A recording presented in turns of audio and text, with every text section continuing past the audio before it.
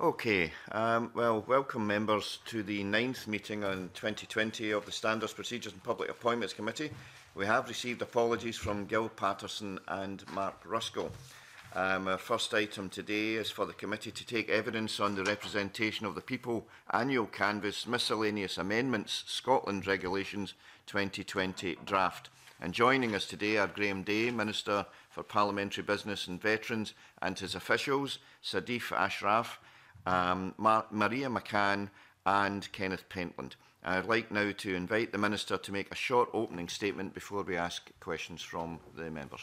Convener, thank you. I'm pleased to be here today to present the Representation of the People Annual Canvass Miscellaneous Amendments Scotland Regulations 2020. Members will recall, I'm sure, that I was here 7 weeks ago to give evidence to the committee on two statutory instruments, draft instruments. Firstly, a set of regulations that allow for electoral registration officers in Scotland to take part in the testing of a new data matching process, and that testing is in fact taking place this week. And secondly, an order which paved the way for the regulations that the committee is considering today. Members will also recall that the purpose of these regulations is to reform the annual canvass process, a process which currently is heavily paper-based, complex to administer and inefficient. These reforms will give EROs greater discretion to target their resources at properties where additions or deletions to the register are more likely to be required. It will make the annual canvass process simpler and clearer for citizens, and maintaining the completeness and the accuracy of our electoral register should be a simpler process. They do this by permanently introducing a data match step at the outset of the canvass, which will involve the electoral administrators matching their data on electors against data held by the Department for Work and Pensions, which taps into HMRC data, and where relevant locally held data sources such as the council tax records. The ERO will then follow one of two prescribed routes. Route 1 will be used for properties where the data indicates no change in household composition, and Route 2 will be used where the data indicates that there's been a change. This will allow the canvass process to be streamlined for those households that are unlikely to have changed in composition since the previous year, and enable the ERO to target their resources at properties where changes are much more likely to have occurred. There is a third route available for certain defined properties such as student halls and care homes, where the ERO believes these can be more effectively and efficiently have the information sourced by making contact with a responsible person at the property, such as a manager. In respect of all three routes, the regulations allow for more efficient and modern communication methods such as email, text messages or phone calls when the means to do that has been provided by the individual concerned. These are in addition to the more traditional paper communications and household visits which are currently legislated for. These reforms to the annual canvass have been consulted on and received strong support from stakeholders including the Scottish Assessors Association and the Electoral Commission. They are already in force in relation to the Register of UK Parliament elections and the registers of local government electors in England and Wales, and I would ask members to add their support to this legislation so that we can continue to modernise our electoral processes and strengthen our democracy. Thank you, Minister. So we can move to questions from the members, and can I ask Jamie Halcrow-Johnson if he would speak first, please? Thank you. Thank you very much, Convener. Good morning, Minister, and to your fellow panellists. I was just wondering, sorry, and apologies I missed it, you said testing is happening this week. Could you give us a bit update? Sorry, I'm afraid I missed what testing that was for. That was... This is the original testing process. Right. The figures that we expect in relation to this week is that 3.9 million electors in Scotland would be updated, and there'll be a further 114,000 electors scheduled to be uploaded for national data matching before the end of April. So that testing is basically data entry and updating. Is that right? Let me bring one of my colleagues in to give you the detail, because it's quite an important issue. Right. Can we then see which colleague? Kenneth Pentland will expand on that. Yeah, it's the Scottish. They'll be putting their records through the testing, and it's really for EROs to understand how many matches are likely to occur when they do the actual in-practice testing, and that allows them to allocate resources and it gives them a better indication of the degree of matches that they are likely to expect. And it also, of course, with anything relating to IT, would flag any kind of bugs in the system. I would. I mean, obviously that's happening this week. There's quite a lot going on, and I just wanted to ask very quickly, hoping that you may have an answer. Hopefully, whether there has been any impact on the current coronavirus situation on either this testing or anything else that's needed as part of this process. That's a very, very reasonable question. My understanding is that the process this week is going very well. There are no bugs being identified. But you're right to wonder about going forward, if there could be any impact because of the coronavirus situation. So as of last week, 8 of the 15 authorities in Scotland had confirmed their actual data test date, and we're in the process of working with another 6 to confirm those dates. We should have those confirmed in the next few days. But of course, in the current circumstances, we could have things getting in the way of that progressing, and that's the subject of discussion with the other nations of the UK. We obviously have the annual canvass due to get underway itself in July, and one option, and I don't really want to speculate, but one option might be, if we need to, we could delay the deadline for publishing the actual roll, which is due in December. So we're very much alive to what's going on at the moment. Right, thank you, Jamie Halcrow-Johnson. Sorry, just one last bit. I was just going, I'm sure you'll keep us updated on that. And I was also just going to ask how the process is actually going on in the rest of the UK. Well, I think I'd be happy to make a commitment, because I know the committee has a real interest in this, that as and when there's something I can write to you about, we will keep you updated on how this is progressing, any issues that are arising. In the context of the rest of the UK, the testing in England began in December last year. So they have progressed through, as of earlier this month, 36.3 million electors, and 260 local authorities have taken part. So this is progressing, but it obviously remains a work in progress overall. Thank you to Jamie, and thank you to the Minister. I know that's maybe crossed a wee bit of a line for Alexander, because he also has a question. Alexander, please. Thank you. Thank you, Convener. Can I just ask about the assessment and how EROs are managing that? Because out of all of this, we want to ensure that more people get on the register in that form of capacity. So has there been an increase in the numbers of people on the register because of this, the way this whole process is going forward? So yes, it would be good to have more people get on the register, but I think more importantly is that the register is more accurate. So it's a bit early to, from a Scottish perspective, as you understand, to really answer those questions. So again, I'm happy to write to the committee to update them. In terms of what the assessors are finding, do we have any intelligence on that? Maria? Yeah. Hello, yes. No, we don't have any detail on that at the moment. Obviously, there is the intention to make the register more accurate, so that we may see numbers fall. But in terms of the methods and the streamlining of things, improvement in the ability to communicate, we really do hope that we will be getting more people on the register, particularly in the groups that are typically underrepresented, such as younger people and people in a rented accommodation and so on. So, there is very much a focus on making sure that as many people who can register are going to do so.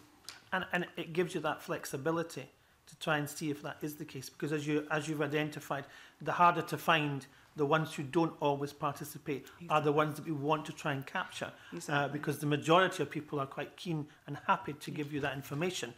It's the ones that are a little more reluctant that we want to try and encourage. But I do believe that this does give you that flexibility to try and ensure that you do capture the number of people that we're trying to identify in the process. And it will be good to see what comes back, if that has been achieved, or if there are elements of that that have been achieved, and then if you compare and contrast what's happened in other parts to see if there's a similarity, or in other locations if they manage to capture something better because of that. I think, I mean, I absolutely agree with that, and I think there's already been examples of learning. So, as I understand it, because England did this much earlier, that informed and led what we were doing, and led to a refining of our processes, which meant they were better than they might have been without that experience. And absolutely, as we move forward on this, we'll learn an awful lot more. And again, I'm happy to write to the committee and keep it updated on what we're finding. Good. Thank you, Convener. Thank you very much indeed to Alexander and to the Minister. And Neil Finlay. On the capturing of as many people as possible, I noticed there's a crossover with DWP data. Is that where we would capture young people coming of age to join the register, or do we have access to schools data? Okay. I'll get Maria to give you some detail on that. We do have access to schools data, and obviously there is the DWP, but there's also the local sources, and one of those is the schools data. And obviously we have the advantage in relation to having the 16-year-olds being able to vote, so they can become attainers 14, 15. So we feel that, and certainly EROs have said this, that because they're still in school, and they can go in and they can do outreach work and make them aware that they're able to start to register and become attainers, and so on, register when they're able to vote, even because many of them are still at school. It's one of the great advantages of having lowered the voting age. And just on that, do we have access to university and college data? There's certainly work very closely with the university and college colleges, with the EROs have very close links. In terms of access to the data, that's something I would actually need to double check. I'm not entirely sure about that, so could we write to you about that? But certainly there's a great deal of work goes on with the universities and the colleges. Okay, if we could check that out, that'd be helpful. Thank you very much, Neil, and thank you to Maria and the Minister for that. Now, when you came to, Minister, to the committee in January, you indicated that you believed that the accuracy rate at that time of data verification was about 90%. Has testing so far indicated any change to that figure? I'm not aware of any change, Convener. That's not to say there hasn't been. Again, if you like, we'll write to you in that regard. That'd be excellent. Thank you very much for that. Thank you. Okay, could we move on, please, to Maureen Watt with the Minister? Thank you. Thank you, Convener. Good morning, panel. Is there any available evidence yet on the benefits of moving towards use of the electronic communication? I'm not conscious of anything at the moment that's new, but I'll bring Kenneth in on that. Kenneth Pentland, he'll maybe be able to shed some light on. The reforms have been in development for 3 years across Great Britain, with the UK government as well. So there were pilots in 2016-17 where they will have trialled various types of digital communications, and based on the learning of that is the current model. But we don't have any figures, and we probably won't, I guess, until the testing is complete, and then actually the first 2020 live canvas is run with the new model. But it is expected to benefit people who would have been reluctant to reply to the old paper forms or household visits, and I mean, younger people and students may be more likely to use the communication method to reply. But the older forms of paper communication and household visits are still in the process. So there's just more options for EROs to make contact with electors. And has it thrown up any evidence of any groups, particular groups being disadvantaged, or? In the equality impact assessment, a consideration was given to the fact that older groups may be less likely to respond to the e-communication, but I think that's gone into the design of the various routes that an e-communication is never the last stop. That there will always be other types of contact made to a property, so it should open it up to it shouldn't disadvantage any particular group. Because I suppose, you know, we're all aware now of fishing operations worldwide. You don't know where they come from, so process. Kenneth, can you maybe expand on that? Yeah, so the e-communication is at the discretion of the local authority how it is designed, but it must include various pieces of information that they seek from the property, and I think that EROs are very conscious of the fact that the e-communications can be seen as less reliable than a paper one, so there are options for them to approach a property in another way. I suppose one of the problems might be that a person won't register everybody in the property. So how are we going to make sure that that happens? If the email just comes to one person? If the guidance, as it's currently drafted, says that if incomplete information is received, that's not an acceptable response from an e-communication, and another form, such as a household inquiry form, goes out. So there's that persistent follow-up unless they receive all the information they need to close that case, if that makes sense. And I notice in our papers it says it will be an offence to fail to notify an ERO of a change in response to a Route 1 communication. If it's an offence, is there a fine, or how's that going to work?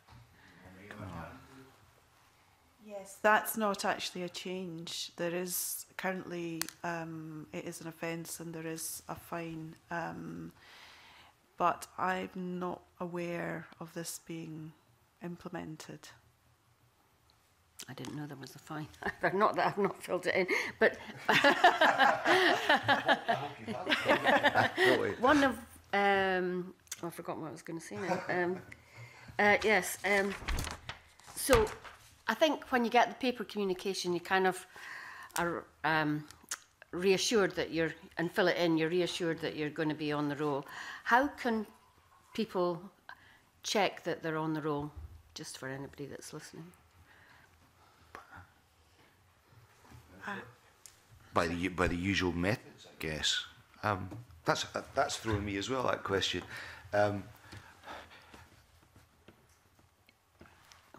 What are you? So obviously you can contact your ERO to check. It is quite a challenge, this issue, and it comes in a wider form when electoral events coming up, and the message is to register, and quite often people interpret that as I need to register for this particular event. So EROs are used to getting queries either in letter, phone, or through the digital registration service as to whether people are registered or not. Ideally, the digital registration service would you be able to go and check and you get an immediate answer. That's not something that's available at the moment, but it's something that we have raised with our colleagues in UK government, and EROs have raised this. It would be very helpful if there was an easy mechanism to do just as you're saying, to double check. But there is a mechanism to do that, but we're hoping in the future that might be a bit more streamlined. Okay, thank you. Thank you, Maureen. Thank you. Evidence also. So are there any further questions anyone has at all? Appears not to be. So I would like to thank the Minister and officials for that evidence. That was extremely useful, and we can move straight to pardon me, agenda item 2. That means nothing. And I would now like to invite the Minister to move motion S5M 21239 in his name, that the Standards, Procedures and Public Appointments Committee recommends that the Representation of the People Annual Canvass Miscellaneous Amendments Scotland Regulations 2020 draft be approved. Minister, would you move the motion? Moved, Convener. Thank you very much. And would you like to say anything further to the motion? Nothing further, Convener. Nothing further. Would any committee members like to speak to the motion? Okay, so Minister, I'm going to ask you again, any closing remarks you would like to make? No, simply to reiterate that commitment to keep the committee updated as we go along. This will take a period of time till it's all shaken down, but I'll be delighted to write back to you and answer any questions you have subsequently. Okay, thank you. So I'm going to put the question on the motion. The question is that motion S5M 21239 be agreed. Are we all agreed? Thank you. If all agreed, and you are, then the motion is agreed to, and thank you very much indeed. Thank you. So I'd like to thank the Minister and the officials, and okay, goodbye. Sorry, Sharif. Okay, so we're just about to move into private session now. Thank you very much for all that. Thank you.